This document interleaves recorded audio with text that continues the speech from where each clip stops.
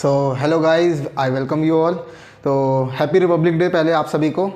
तो आज मुझे लगता है आप सभी की छुट्टी होगी, तो इस वजह से मैं भी घर पे अकेला ही था, तो मैंने सोचा कि क्यों ना एक वीडियो बना लिया जाए। और हमारी आज की क्लास का टॉपिक है meaning of domain and range. तो पहले तो मैं इस क्लास में हम क्या करने वाले हैं, क्या सीखने वाले हैं, इस पे डिपेंड ये ज़रूरी है बताना। सबसे पहले हम डोमेन और रेंज का मैथमेटिकल मीनिंग समझेंगे, मतलब कि मैथ्स में इसका मीनिंग क्या होता है। मैथ्स में ये बहुत ही एक इम्पॉर्टेंट टॉपिक होता है। तो पहला टॉपिक ऐसा है कि ये थोड़ा मैथ्स के स्टूडेंट को ही ज़्यादा समझ में आएगा, और अगर आप थोड़े मैथ्स में अच्छे हैं तो फिर आपको ये टॉपिक समझ में आ जाएगा। सेकंड क्या है, सेकंड में मैंने क्या करा है, डोमेन और रेंज का लिटरल मीनिंग बताने की कोशिश करी है कि इसका लिटरल मीनिंग क्या हो सकता है। मतलब इतना अगर हम इसको बहुत ही सिंपल मायने में समझने की कोशिश करें तो इसका मीनिंग क्या हो सकता है। इससे आपको फ़ायदा क्या होगा डोमेन और रेंज जानने से, कि आप इसको डिफरेंट फील्ड में लगा सकते हैं। अब जैसे कि और इसके बाद क्या होगा, डोमेन और रेंज के लिटरल मीनिंग को जानने के बाद फिर हम ये जानेंगे कि हम आज की क्लास ये पढ़ क्यों रहे हैं, मतलब हम डोमेन और रेंज को जान क्यों रहे हैं, इससे हमें क्या फ़ायदा मिलेगा। तो सबसे पहले हम ये जानते हैं डोमेन और रेंज का मैथमेटिकल मीनिंग क्या होता है। तो सबसे पहले देखिए, domain of a function is the set of all values that the variable can take. देखिए, डोमेन जो होता है, अगर उसको हम फंक्शन के लिए डिफाइन करते हैं तो domain of a function is the set of all values that the variable can take. तो डोमेन जो होता है किसी भी फंक्शन का, वो होता है सेट, उन सारे वैल्यूज का सेट जो कि एक वेरिएबल ले सकता है। अब सेट का क्या मतलब है, सेट मैंने अपने पिछले वीडियो में बताया था। सेट का मतलब आप ऐसे मान लीजिए, जैसे आपने बोला बुक का सेट, तो बुक का सेट आपने बोला तो उसमें बुक्स का सेट हो गया। अब इसको अगर थोड़ा और सिंपल वे में समझना है तो ऐसे समझिए, जैसे आपने बोला कि 6th क्लास की बुक्स का सेट, तो वो तो एक पर्टिकुलर होगा ना, मतलब आपके लिए 6th क्लास के बच्चे की बुक का सेट लेके आओ, तो उसमें कुछ क्या बुक होंगी, Hindi, English, maths, SST, science, so यही सारी बुक होंगी। तो इसी को हम कहते हैं सेट। और मैथमेटिक्स में क्या कह सकते हैं, नेचुरल नंबर का सेट अगर बोला तो क्या होगा, 1 2 3 4 5 6 7 8 9 10। तो वैसे ही फंक्शन में अगर हम किसी फंक्शन का डोमेन डिफाइन कर रहे हैं तो इसका मतलब क्या होता है कि वो सारी वैल्यूज़, उन सारी वैल्यूज़ का सेट जो कि एक वेरिएबल ले सकता है। तो अब इसको हम एक एग्जांपल से समझने की कोशिश करते हैं।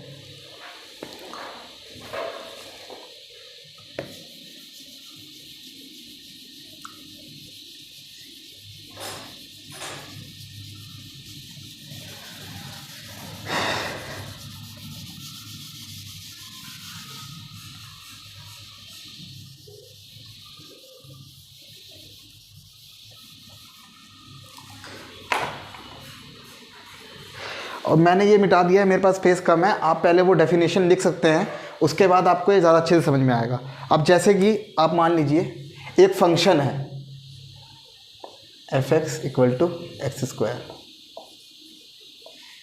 तो मैंने डेफिनेशन क्या बोला था, domain of a function is the set of all values that variable can take. तो डोमेन क्या हो गया फंक्शन का, ऑल पॉसिबल वैल्यूज, ठीक है। तो ये आपका फंक्शन है f(x = x²). अब इसमें डोमेन क्या होगा, इसका डोमेन होता है all real number, all real values. ये देखिए मैथमेटिक्स के स्टूडेंट को समझ में आएगा। जैसे अगर हमने मान लीजिए इसका एक एग्जांपल ले लिया, 1 पुट करा तो इसका आंसर आ गया 1। इसके बाद हमने इसी f(x = x²) में 2 पुट किया तो इसका आंसर आ गया 4। इसका वैल्यू आंसर आ गया 4।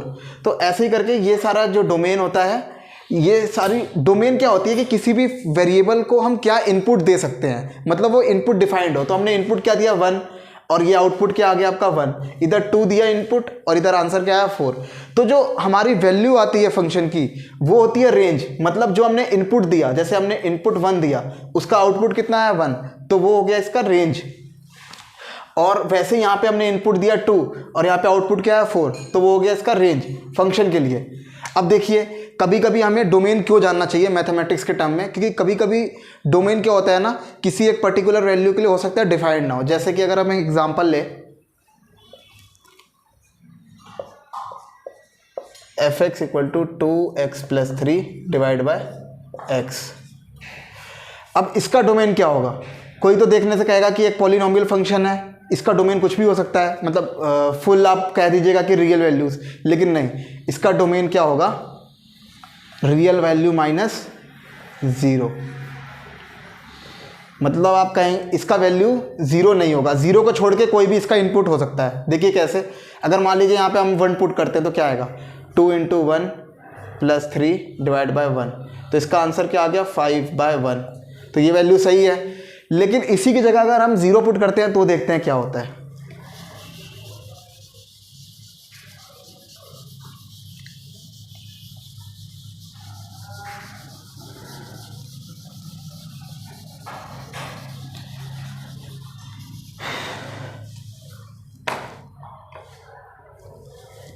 इसी की जगह अगर 0 पुट करेंगे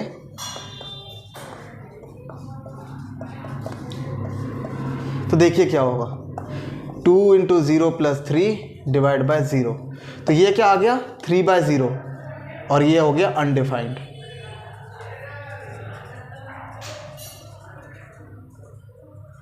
जैसे यहाँ पे जो मैथ्स बैकग्राउंड के बच्चे होंगे वो जानते होंगे कि जब भी डिवीज़न में 0 आ जाता है तो ऐसी क्वांटिटी क्या होती है, अनडिफाइंड होती है। ऐसी क्वांटिटी क्या होती है, अनडिफाइंड होती है। अब हम रेंज की क्या करते हैं, रेंज आपने समझ लिया कि अगर फंक्शन में कोई इनपुट डाला और इनपुट के बाद जो वैल्यू मिलती है, जो आंसर मिलता है, उसको हम आउटपुट कहते हैं, और मैथमेटिक्स की लैंग्वेज में उसको रेंज कहते हैं। रेंज ऐसे भी निकाली जा सकती है, अगर डिफरेंट टर्म्स में बात करें, कि अगर कोई आपके पास सेट दे रखा है, अब जैसे कि मान लीजिए आपके पास क्या हुआ, इसका रेंज क्या क्या आ सकता है, इसका भी कोई रेंज आएगा, इसका भी रेंज आएगा, -2 -3, इसकी रेंज क्या होगी, ऑल पॉसिबल वैल्यूज।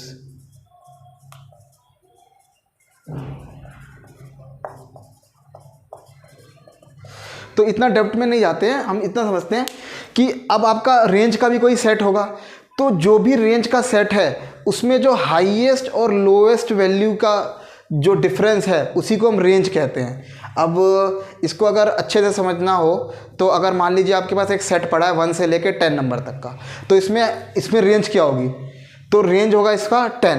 कैसे, क्योंकि हाईएस्ट वैल्यू क्या है 10 और लोएस्ट वैल्यू क्या है 1, तो इसका रेंज कितना हो गया 10 - 1, highest minus lowest, so highest and lowest values, so that is called 9, so 9 is the range of that set, okay।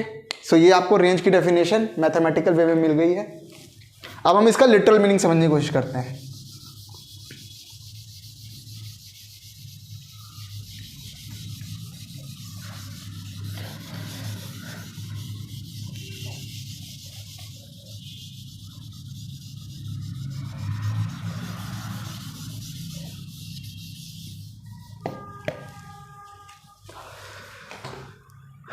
अब हम इसको कोशिश कर रहे हैं कि ये दूसरे सब्जेक्ट से इसको कनेक्टेड करने की। तो डोमेन का मतलब क्या होता है, domain is an area of control और स्फेयर ऑफ नॉलेज। देखिए इसको समझते हैं, एरिया ऑफ कंट्रोल मतलब, एरिया ऑफ कंट्रोल किसको कहेंगे, मतलब कि जो किसी के कंट्रोल में हो एरिया, ठीक है। और इसको अगर ज़्यादा अच्छे से समझना है, और स्फेयर ऑफ नॉलेज, तो यहाँ पे स्फेयर ऑफ नॉलेज का कहने का क्या मतलब है, जैसे मान लीजिए हिंदी एक सब्जेक्ट है, हिंदी एक सब्जेक्ट हो गया,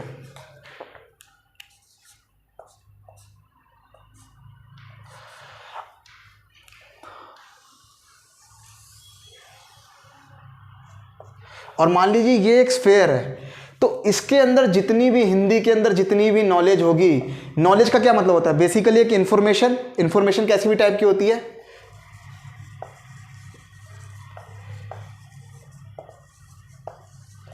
तो हिंदी लैंग्वेज के अंदर में जितनी भी इंफॉर्मेशन होती है या फिर जितनी भी नॉलेज होती है, जैसे आप स्टोरीज पढ़ते हैं, कहानी पढ़ते हैं, मुहावरे होती है, लोकोक्तियाँ होती है, विलोम शब्द, पर्यायवाची शब्द, ये जितने भी है अगर मान लीजिए, तो ये सब क्या हो गए, इसका स्फेयर ऑफ नॉलेज।